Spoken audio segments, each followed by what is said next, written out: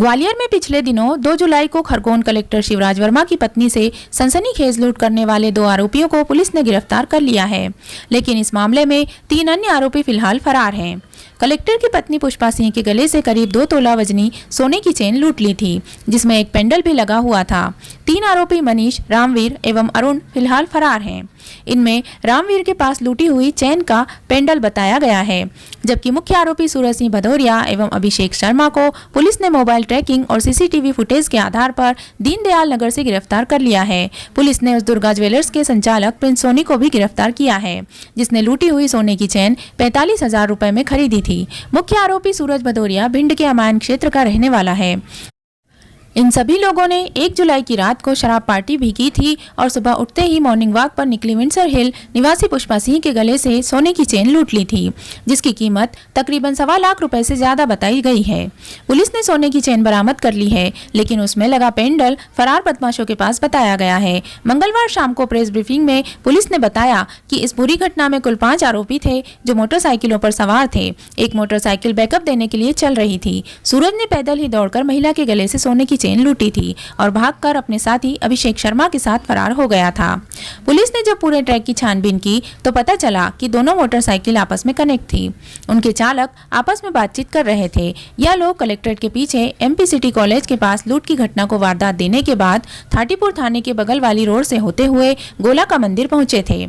इसके बाद यह रमौआ बांध इलाके में गए थे। पुलिस ने पूरे आने जाने वाले रास्ते की सीसीटीवी फुटेज और अन्य इलेक्ट्रॉनिक सर्विलांस के जरिए बदमाशों की एक गाड़ी का नंबर ट्रेस कर दिया था। इसी के आधार पर दीनदयाल नगर से किराए के कमरे में रह रहे अभिषेक शर्मा और सूरज भदौरिया को पुलिस ने पकड़ लिया। पूछताछ में इन लोगों ने लूट की घटना को अंजाम देना स्वीकार किया। उन्होंने बताया कि उनके 3 साथी मनीष, रामवीर और अरुण नौकरी के सिलसिले में दिल्ली गए हैं। खास बात यह है कि लूट की रकम का अभी तक बंटवारा नहीं हो सका है। पुलिस की सरगर्मियां बढ़ते ही यह बदमाश भूमिगत हो गए थे और छिपते छिपाते फिर रहे थे। कलेक्टर की पत्नी से सरेराह लूट की घटना से जिला और पुलिस प्रशासन में हड़कंप मच गया था।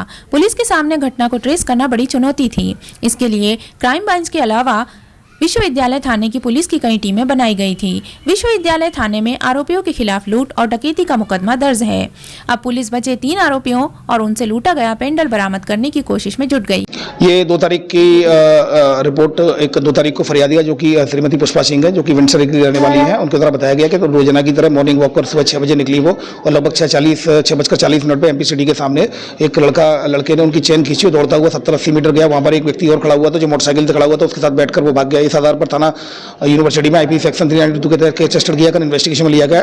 चूंकि ये घटना काफी सनसनीखेज थी और पुलिस के लिए चैलेंज था, जिसमें लगातार 12 टीमें लगाई गई, जिसमें क्राइम ब्रांच की टीमें 6 टीमें क्राइम ब्रांच की लगाई गई और यूनिवर्सिटी और सिरोल और सभी संबंधित थाना क्षेत्रों की जो इन्वॉल्व थे उनको लगाया गया। और इसमें फिर लगातार कैमरों की सर्चिंग की गई। इसमें लगभग 480 कैमरे की सर्चिंग की गई और 12 टीमें बनाई गई और लगातार कैमरे की सर्चिंग करते करते एक गाड़ी पर पीछे एक माता का नाम लिखा हुआ था, जिसको आइडेंटिफाइड किया गया सीसीटीवी कैमरे की मदद से। फिर उसके बाद लगातार लगभग 120 गाँवों में इनकी सर्चिंग की गई, जहाँ पर इस गाड़ी को प्रचारित किया गया कि इस तरह किसी गाड़ी में लिखा हुआ। तब जाकर एक गांव आइडेंटिफाइड हुआ, जिसमें कनाथर गांव जो कि थाना माइन का है, और वो आइडेंटिफाइड होने के बाद फिर आरोपियों के नाम भी स्पष्ट लगभग हो गए थे। तो उसमें लेकिन वो सब लोग से फरार थे अपने घर से।